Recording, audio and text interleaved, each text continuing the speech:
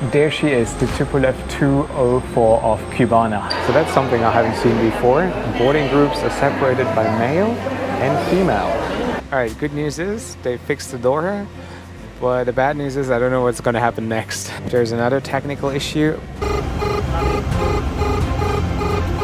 So I'm kind of stuck here at immigration. Today I'm going on an aviation adventure unlike any other before. I get to fly one of the rarest planes on Earth, the legendary Russian-built Tupolev of Cuba's national airline. From technical issues to broken doors and super flirty crew to standing at the flight deck for landing and being denied entry to Cuba to exploring nuclear bunkers in Havana, this trip report has it all. So please join me on one of my most exciting flights in the past 10 years, from Venezuela all the way to one of the most sanctioned countries on Earth, Cuba. Pretty impressive. Love it.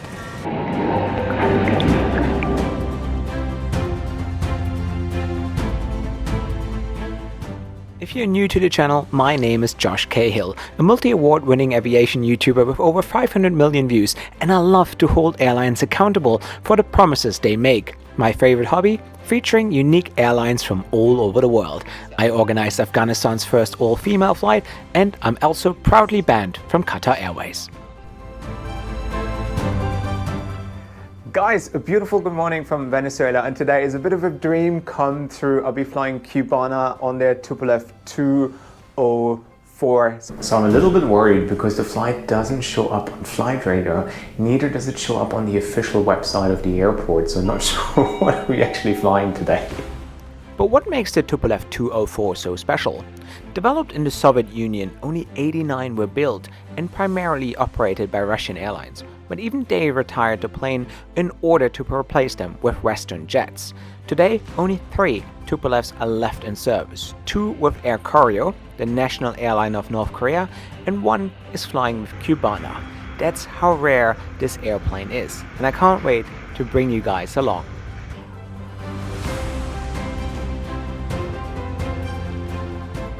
Hi Lucas, my friend, how are you? Nice to see you. Hi, thank you very much. Thank you. But understand your language. It's okay. I say, at least you speak English, you will understand. But he knows what I want, right? All good? Yeah? Perfect.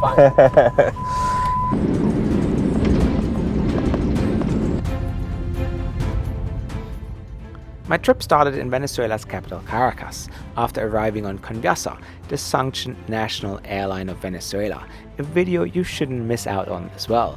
It's very hard to predict Cubana's Tupolev since the plane constantly breaks down and spends most of its time on the ground. Interesting fact, the plane was literally sitting in Russia for 7 years due to maintenance issues. So guys, and here we are, welcome to Caracas International Airport, and I'm a bit relieved because Cubana's flight CU-313 is showing up on the departure board, departing at 2:45, so yeah. And also, look at the airport, it looks pretty cool. Very colorful, isn't it? I like it. Alright, the Cubana check-in counter just opened, let's do it. So check-in open yet? No.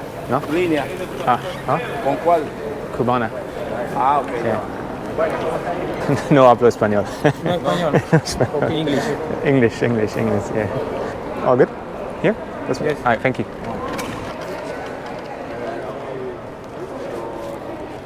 Hi, how are you?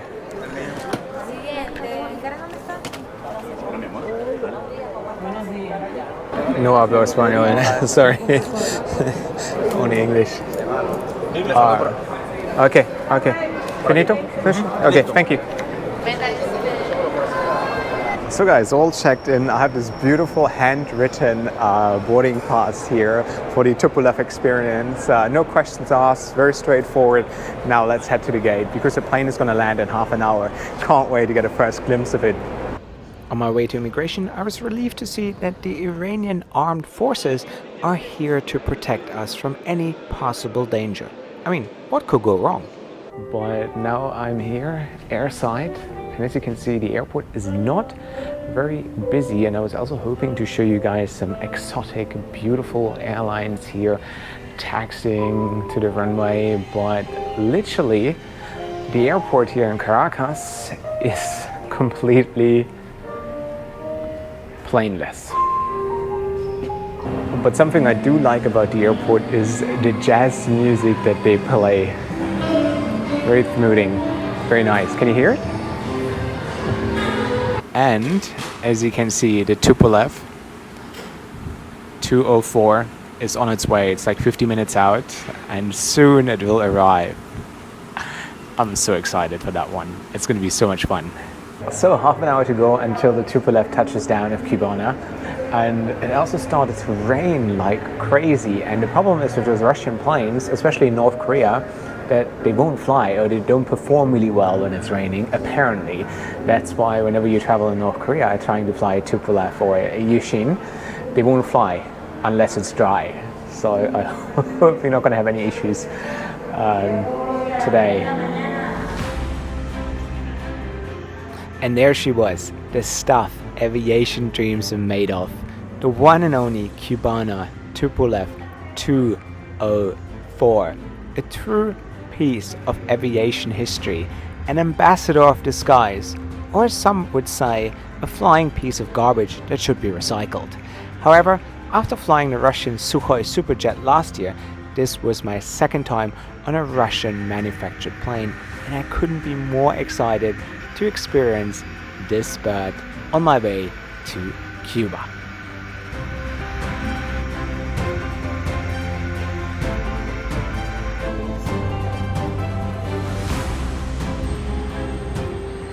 And guys, there she is, the Tupolev 204. One of the only ones that is flying outside of Russia. It's only Cubana and Air Koryo, the only operators who are not a Russian airline, pretty much, to fly this bird. It is having a comeback now with the sanctions. So Red Wings, for example, reintroduced the Tupolev 214 to its fleet, and if the war continues and the sanctions continue, we probably see a lot more of the Tupolev birds flying around. I wouldn't mind.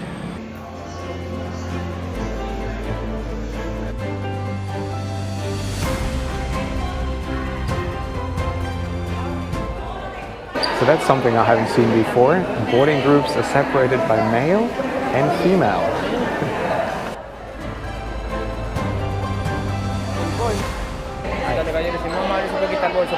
English? Nothing underneath. Yeah, no problem. After some very intense security checks, we were then ready to board this plane. Can't wait. Thank you. Alright, let's go. Let's board the Tupolev. It's been a while since I was this excited to board an airplane.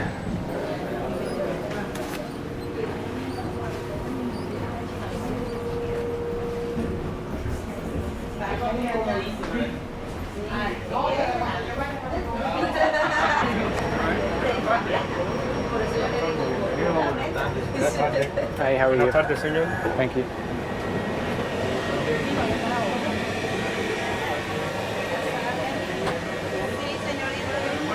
So guys, and here we are. Welcome on board the Tupolev 204 of Cubana. Not in my wildest dreams would I've ever imagined that I would take a trip on a Russian manufactured bird, especially that is so rare to find these days. And yeah, like there's no really noticeable differences here when we compare it to Boeing or Airbus. I think this one is even a little bit more spacious, you know, than a 220, a 320 or 737. But yeah, the padding is really nice. I like it. There's a remote control and an audio jack, but I haven't found the screen yet. I checked the armrests as well, but there's nothing. There's just a table in there. So yeah, maybe back in the days they had some screens there, but I think they have some overhead ones. I don't know.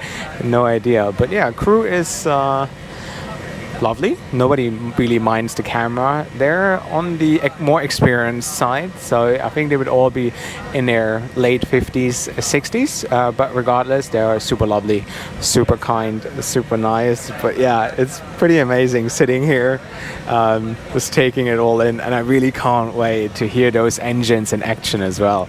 I'm sure this is going to be amazing. So what is the story of Cubana's Tupolev? Well, it was delivered 17 years ago.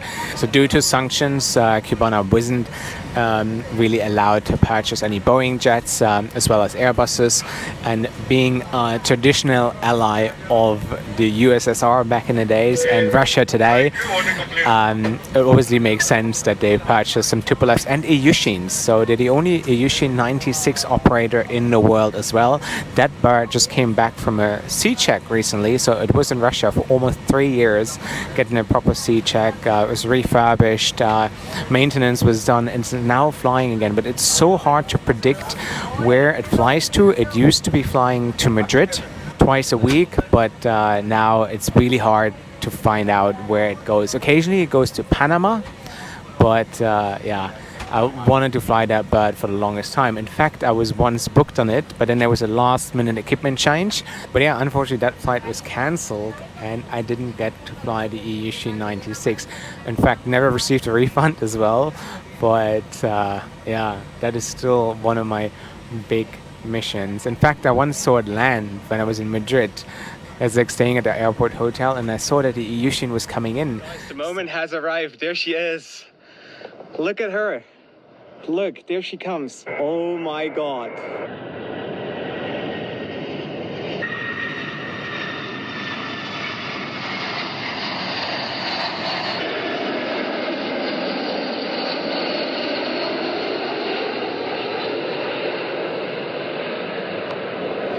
Woo! Got it. Nice. My God, she is so beautiful and so chubby. Wow. Can't wait to fly this bird very soon. I have plans to do it. Wow. What a beauty. Oh my God, I can hear the reverse thrust. Music in my ears. And she only comes once a week. So I went to the airport to spot it. I saw it land, and it was such an incredible bird. And that's when I said, this is going to be my mission. I want to fly this plane. Yeah. Unfortunately, it didn't work out, but perhaps in the future, maybe next year, I'd be lucky enough to get a ride on the Aviation 96. How amazing would that be? Thank you. So there's 4 other passengers on board. Another person just got upgraded from economy to business class. Friends and family bonus. But they gave out a pre-departure blanket. Nice. Thank you. There is a pre-departure beverage has arrived, and it has the beautiful Cubana logo on it. I mean, honestly, the livery of Cubana, especially on the Aviation 96, is one of the most beautiful in the entire industry. It's just stunning. So the crew serving me, she's probably in her early 60s, definitely been doing this job for quite some time, walking down the aisle, looking cool, chewing gum. Pretty impressive. Love it. And then she kind of gives you that look, like, I like younger guys. So it's like, okay, not ready for the Mile High Club. Thank you. So I think I'm the only one here in the business class cabin who actually paid full fare. I think everybody else has been just upgraded because they know the purser. And there's 2 girls in front of me. They just got their pre-departure champagne, and then her friends from economy class came up here and helped them finish it. And she literally sculled down the drink and went back to economy. But she tried and asked the crew whether she can stay in business class, but she was rejected. They probably just have a quota of how many people they can upgrade on these flights. Very lovely staff here, I like it. And not camera shy as well. Nobody cares to you whether you film or not. That's what I love. But damn guys, look at this recline here. Like never stops. It's almost a flatbed. Nice. But it also means if the passenger in front of me reclines, it's going to get very tight in here. From all I'm seeing so far, I think Cubans must be really, really funny people. So I was a bit puzzled. I was like, when I was offered my pre-departure drink, it was only water. And how come the girls in front of me drinking beer and champagne? That is because they brought their own booze. So they just brought a few cans of beer and a little bottle of champagne with them. That's the spirit.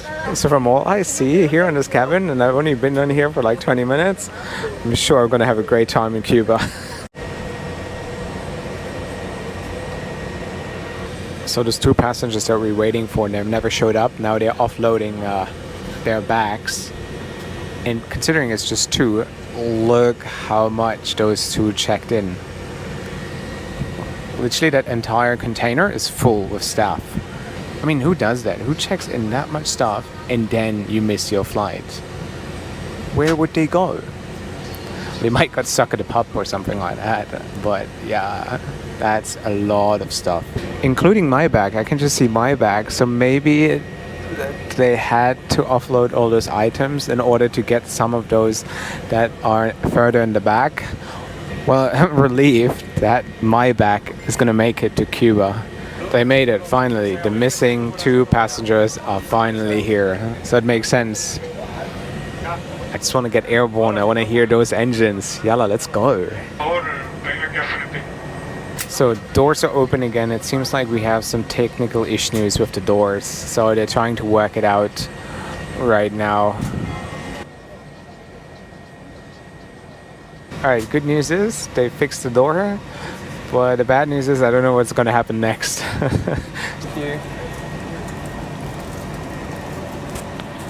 But guess what, guys? We are finally pushing back. It is happening now. It is happening. We then finally pushed back. The safety demo was shown and my adrenaline levels were rising. So I got no idea what the problem is now. We've been pushed back and now we've been sitting here for a good 20 minutes. The engines are on, but we haven't taxied a bit. So, yeah. No idea if we're ever going to taxi, if we're ever going to depart Venezuela, or if there's another technical issue. Oh, I felt a release of the brakes, was it? I'm just hallucinating, it seems like. Oh, we're taxiing, finally. Thank God. We'll probably see you for the next issue somewhere on the runway. Aborted takeoff or some stuff like that. Usually I edit the takeoff, but from one F-geek to another I decided to show you the full unedited takeoff footage so you can take in the beautiful sound of these Russian PS-90 engines. Enjoy!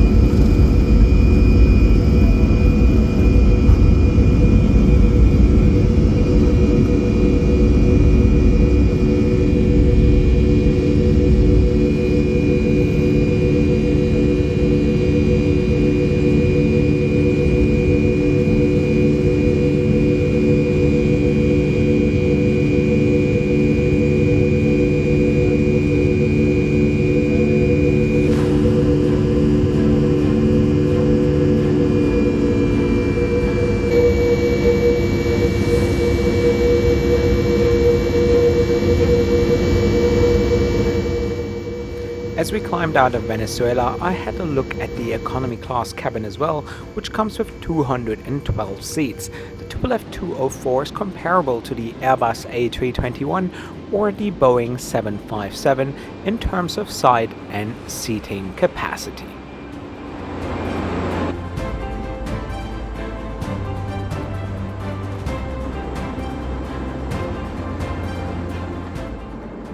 Once we reached cruising altitude, the crew was getting ready to serve lunch, and I was very much looking forward to have my first ever airplane food on a Tupolev. So guys, and we are 20 minutes into the flight. Lovely crew, a great experience so far, and the lunch service just kicked off.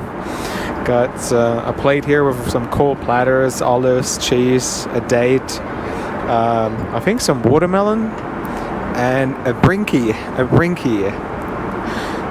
brinkie looks like kind of an Oreo cookie biscuit, not too bad. So yeah, I assume this is going to be the starter, and then eventually there will be a main dish as well. But now let's dig in. Let's try the brinkie.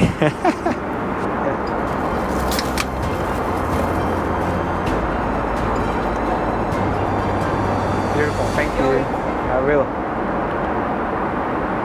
Honestly, I love the crew on this flight. They're so kind, so lovely, huge smiles on their face. A bit flirty as well, but it's okay. Quite interesting. When I was a kid, I hated olives, and now I love them. Same with mushrooms. I used to hate mushrooms. Now I love them. And you guys know I'm a huge fan of tableware, especially when it's branded. Look at this, the Cubana logo. I guess, please everyone, look the other way. Where did the fork go? I don't know.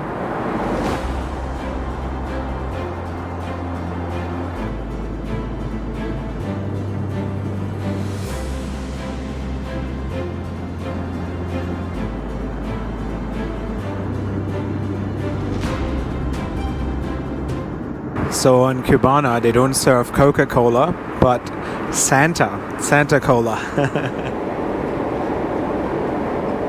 So I said, wow, starter has arrived. A cold platter, how nice is that? But that was actually the main. So there isn't anything else to eat. No hot meal on this flight. And I was also served a coffee. And it's black. Like black. They don't have milk. Neither do they have sugar. So, but it's good because I think 1 or 2 sips of this coffee and I'm ready for the lure review.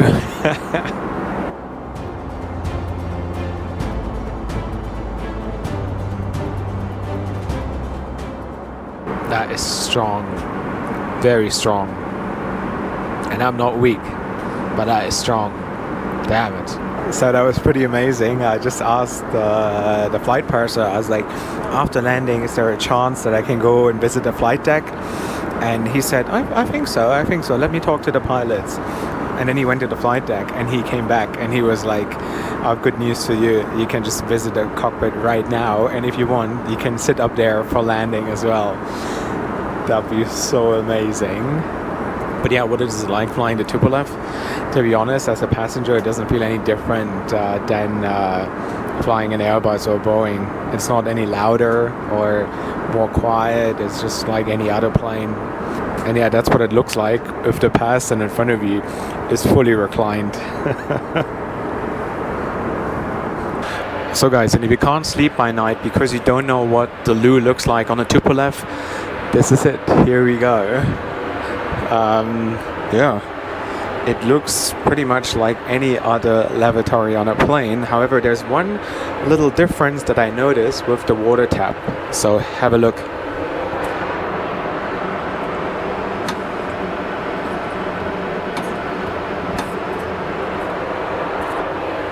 So yeah, that's how you operate a water tap. A little bit different than on an Airbus or a Boeing.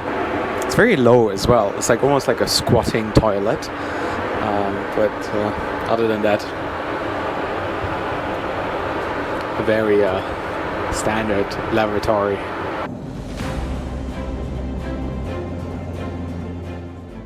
As we started our descent into Havana, the captain of the plane invited me to the flight deck. However, when I entered the cockpit, I noticed there was no spare seat, and the observing pilot asked me to squeeze myself between the door and the flight engineer. I asked him whether that was safe and legal, and he replied saying that it isn't a problem in Cuba, and I'm more than welcome to film and document the experience. So here I am, being the first aviation YouTuber to stand inside the flight deck of a Russian-manufactured plane, experiencing a landing while standing.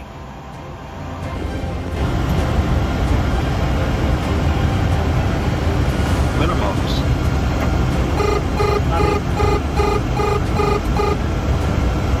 100. 50. 40. 30.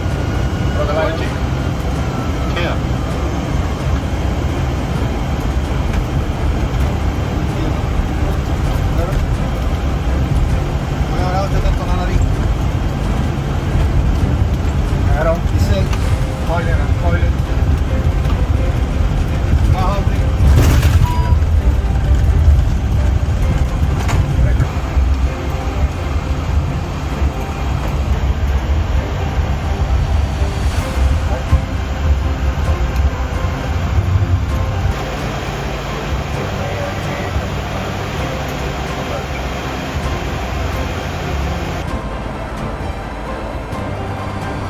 Thank you so much, Thank you. See ya. When you go to Germany? Good landing. 2 days. In 2 days. 2 days. 2 days. Thank you so much, Thank you, Thank you so much for your help. Much appreciated. Bye bye, Bye.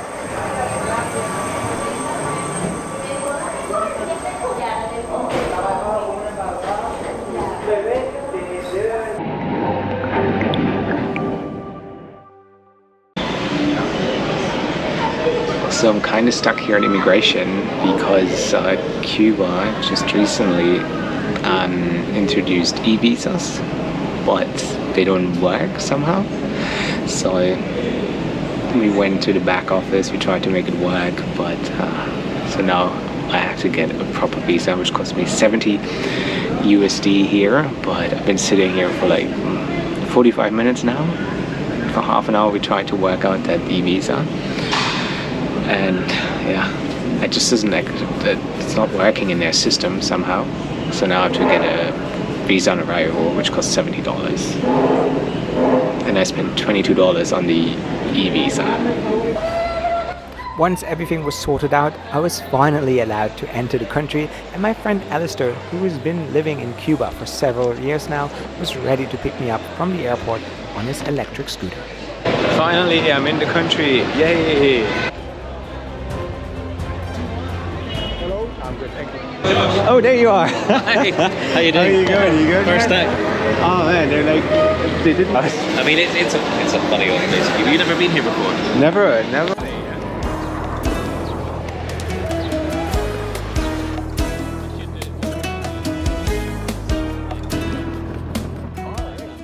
My first impression of Havana was wow, such a vibe.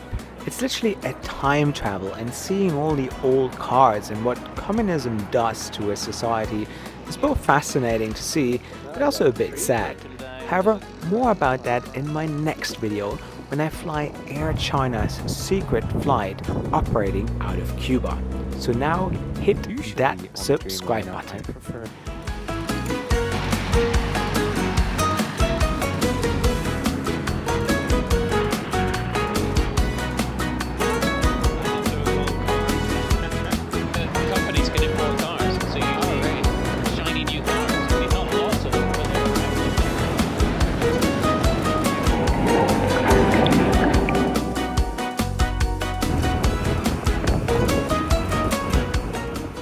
The next day, Alistair and I explored the city, and I felt like being back in North Korea.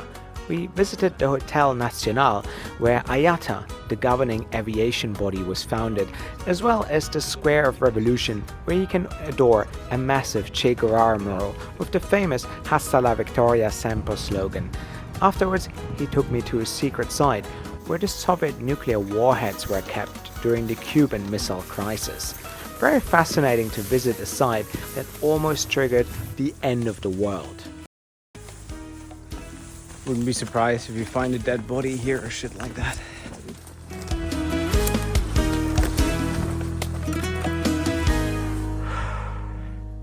See how you'd have a job finding this if you...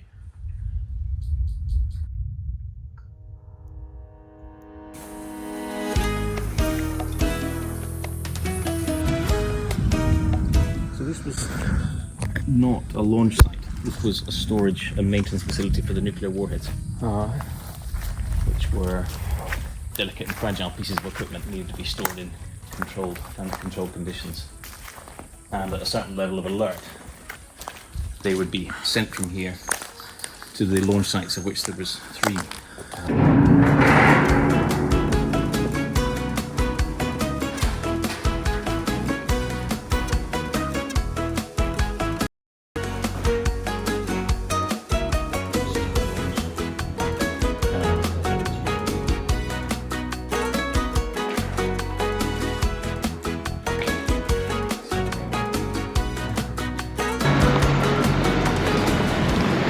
Guys, welcome to Havana, the beautiful capital of Cuba. I wanted to end the video last night, but me and my friend, we went straight into the nightlife of the city. What a unique place, really loved it, and so was my flight on Cubana. It was such a great experience, especially the landing.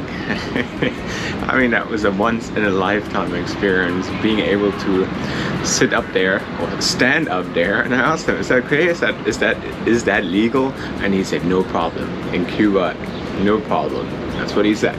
Not 100% sure about that, but it was really a great trip, and such an F-geek friendly airline, it seems. So yeah, sometimes take your chance, ask the crew. I mean, they obviously had no idea who I was, and if you just sound passionate enough, sometimes they make things come true.